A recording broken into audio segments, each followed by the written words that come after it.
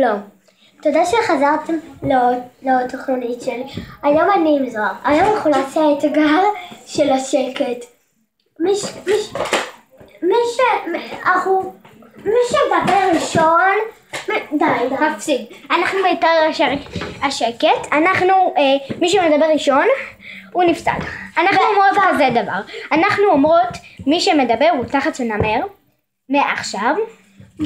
ומי שמדבר ראשון, היריב שלו, הוא נותן לו שתי כאפות. בדיוק. מי שמדבר הוא תחת שנמר מעכשיו.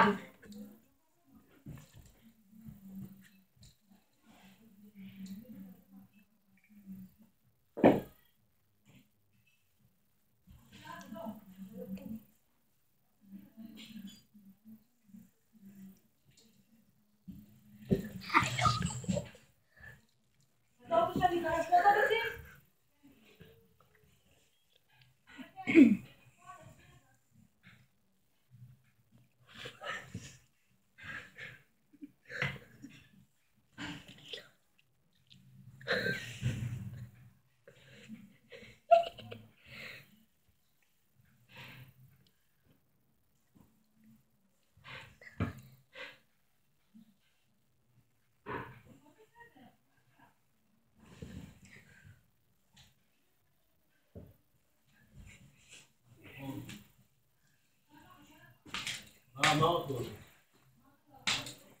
בואו, ישראל.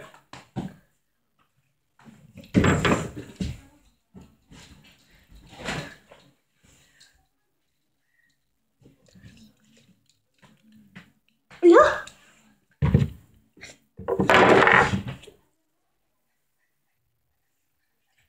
נו טוב.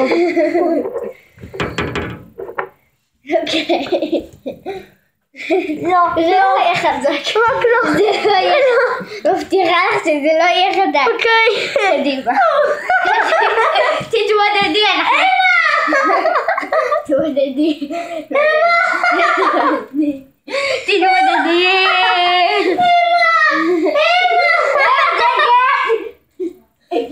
טוב. אז הכוונה לא כואבת. כי אמרנו.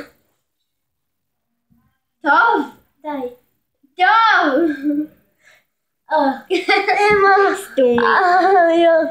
טוב, אנחנו סיימנו את אתגר השקט. יאללה ביי. תעשו לי לייק ביי.